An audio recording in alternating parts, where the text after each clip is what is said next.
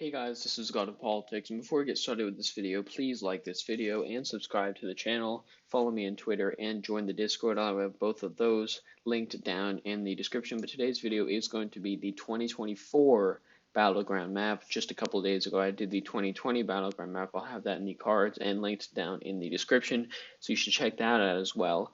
But this video is going to be the 2024 election map, and how states are going to trend, how the battleground map is going to look, where people should campaign, where presidential candidates should campaign, where they should spend their money, all things like that, and how I think the state of the race either favors Republicans or favors Democrats in terms of how it's going to be and how things are going to be in 2024. So I have factored in the probable electoral count changes. So we have obviously California's losing electoral vote, Oregon's losing an electoral vote, Montana's gaining one, Arizona's gaining one, Texas gaining three, Colorado gaining one, as well as Minnesota losing one, Michigan losing one, Ohio losing one, Pennsylvania losing one, New York losing one, North Carolina gaining one, Florida gaining two, Alabama losing one, and Rhode Island losing one. That is all of them. Still adds up to 538, the 100 senators plus the 435 House members plus the 3 electoral votes for D.C., but it has just been reapportioned, so it's different counts for each state. Some have lost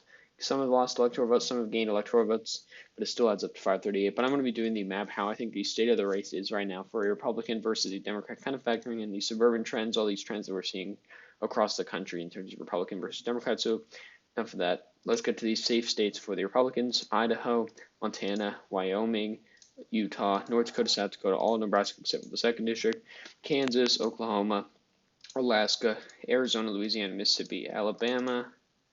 Let's just fix that.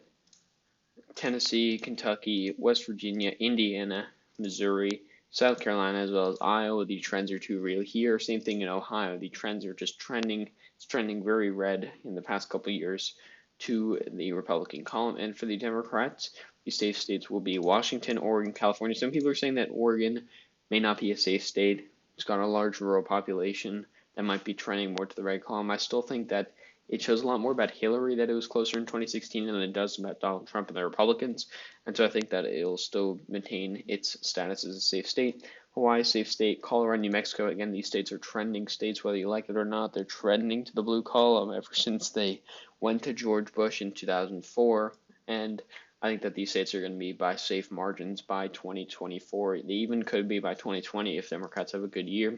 Illinois will still be a safe state, as well as Virginia will be a safe state now, as well as New York, Vermont, Massachusetts, Connecticut, New Jersey, Maryland, Rhode Island, Maine's 1st district, and Maine's 2nd district will be safe for their GOP. So that's 202 safe in D.C. So that's 205 safe electoral votes for the Democrats and 148 safe electoral votes for the Republicans.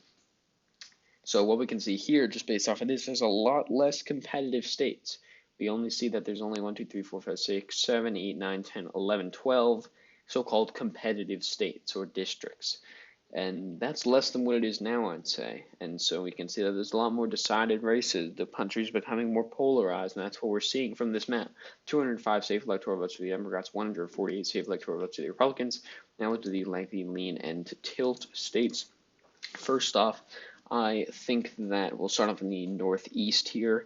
I think that the state of New Hampshire will be a lean margin to the Democrats. It has gotten closer, but Hillary really did not do well here in the primary, and Donald Trump may win it because Joe Biden did not do very well in the primary as well. And I know it's a primary, but still, a lot of those voters went from Bernie Sanders to Donald Trump in 2016, and they may do the same thing this time. But when you have a normal candidate, I guess you could say for the Democrats, versus a normal Republican candidate, two from the establishment, we might not see that, but that's something we could predict. So I think that it'll still be a lean margin for the Democrats. Maine at large, I think, will be a tilt margin for the Democrats. Maine's 1st district will just be a lot more blue. The Maine's 2nd district will be red. Maine's 2nd district will probably still be trending at this point. It's a more rural area compared to Maine's 1st district, and it's still trending. But Maine's 1st district will be a larger margin than Maine's 2nd district, therefore making Maine at large a tilt margin for the Democrats. Going down here to North Carolina, I think North Carolina will actually be we'll Yeah, we'll do North Carolina. North Carolina, I think, will be a tilt blue state. The suburb trends are just too real in this place. You have Winston-Salem suburbs, Raleigh suburbs. Those kinds of areas are just heavily trending to the Democratic column, and Republicans are kind of maxed out in the rural areas. And unless they can reverse the trend in the suburban areas, they're going to lose states like North Carolina. That's why Virginia now is in a safe margin, according to my prediction, or the state of the race in 2024. But North Carolina is another state that could become similar to Virginia, and 16 electoral votes for them, a gained electoral vote. I think we'll go to the Democrats. Rhode Island will be a likely margin. It's just a closer state, similar to New Hampshire in some ways. And yeah, I think Georgia, going down here, Georgia will be by a till margin to the Republicans. This could easily be a flip because the Republicans are really losing the suburbs. The Atlanta suburbs, pretty much the one big city other than Savannah in Georgia. And it's the one big city, and the suburbs are heavily trending to the blue column, whether you like it or not. It's in the congressional districts, it's in the governor elections, it's in all these kinds of elections. And unless the Republicans can reverse that, it's going to be a lot closer. And I think that it might not be time for the Democrats to flip in 2024, but it certainly might in 2028. But for now, put it at a tilt margin for Republicans. Same thing with the state of Florida. I think Florida has gained 2 electoral votes.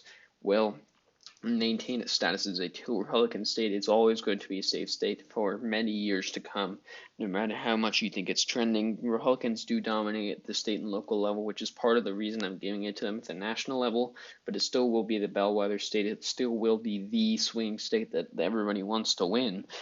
And Florida, I'll put it right now in the tilt Republican column, but really it's a toss-up, to be honest.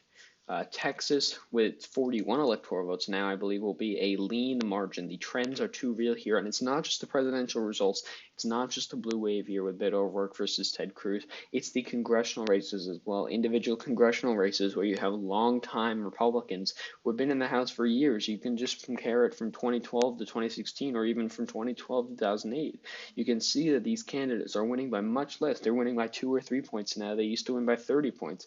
Texas is a changing state. The suburbs are trending away from them. There's more Latino voters, and it's becoming a more blue state. And by 2024, it'll be at least a lean margin, maybe even a tilt margin or a true toss-up. But it might flip eventually, and this could be a time where it's officially considered a swing state. Going down here to the rest of the Sun Belt here, the Southeast, I believe Arizona will be a lean Democratic state. The trends here have just, I know I keep talking about the trends, but the trends are real here. We see that if we look at individual congressional districts, Democrats already control the majority of the congressional districts. And it's not just the fact that Donald Trump's not the best candidate for these suburbs and not the best candidate for these areas.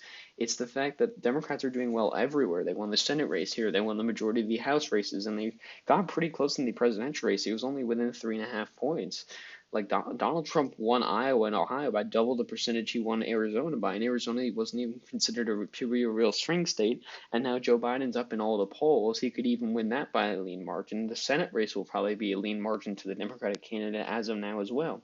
And so by 2024, I think that it's going to be a pretty, not reliable Democratic state, but it's going to be a Democratic state for sure. I think that'll be a lean Democratic state. Same thing with Nevada. I think that the Latino voters will end up turning out more. And even if they become more Republican, I think that'll take a bit more time.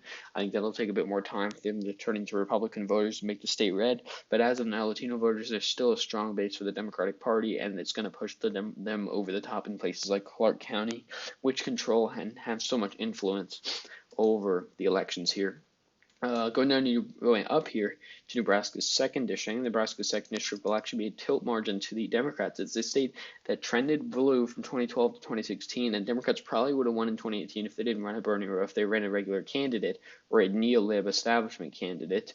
And it's a very suburban district, and since it's so suburban because it's a district itself that's part of the whole presidential map, it's going to be a district that trends into the blue column, and the suburbs are trending blue, and it almost went blue in 2008, so I think you can almost go blue this election too. But by 2024, I think it'll be a tilt blue district. Minnesota, I think, will also be a lean margin. I think that the trends that you're seeing in the Rust Belt are just not the same in the state like Minnesota, and so that's actually kind of what we're seeing here. And I think that Minnesota will maintain its status as a lean blue state. Republicans really have not had any success here. It's the last state to go to their column, the furthest, most long time ago, 1980 it was. And so it's been a long time since they ever won in this state. and they don't control either of the senators. They don't control the governor. They don't control many of the House races. And so this is a state that I think will stay in the Democratic column, at least for now. But I do think that the state of Wisconsin is going to be a lean Republican state. We've seen that it's kind of turned in the opposite direction, at least in the midterms, or at least in terms of the polls and everything. It's more of a Republican state, and it was a very reliable Democratic state, but I think by 2024 it's going to be a lean Republican state. The trends are too real in this place, although I do think that Michigan will maintain its status as a lean blue state. It's a traditionally more blue state, and I think that it'll retain that. I think 2016 was more of a fluke, similar to Indiana. Not saying Michigan's going to trend blue, but I think that it'll maintain itself as a blue state at least until 2024. Same thing with Pennsylvania. I think Pennsylvania, actually no, I do think Pennsylvania will be a tilt Republican state. The rural counties are still pushing, like Republicans are maxed out in many rural areas, but not in the Rust Belt. And Pennsylvania is a place with a lot of rural areas, despite the fact that it does have Philadelphia and Pittsburgh and Harrisburg. And so in those rural areas, Republicans will gain, and that will push them over the top in the state of Pennsylvania. But this is the overall map. It's changed quite a bit. Democrats at 273, Republicans at 265. In the normal map, Democrats might not have even have won here, because they're winning in states that have gained electoral votes. For example, North Carolina, for example, Colorado, Arizona. I think it might offset each other, but still, Democrats are winning 273 to 265 in terms of the 2024 Battleground Map as of this time. I won't update this too often, but this is just my update for now. And looking at the state of the race in terms of 2024, the state trends, things like that. But yeah, thank you all for watching this video. Please like and subscribe as always, and I will see you guys later.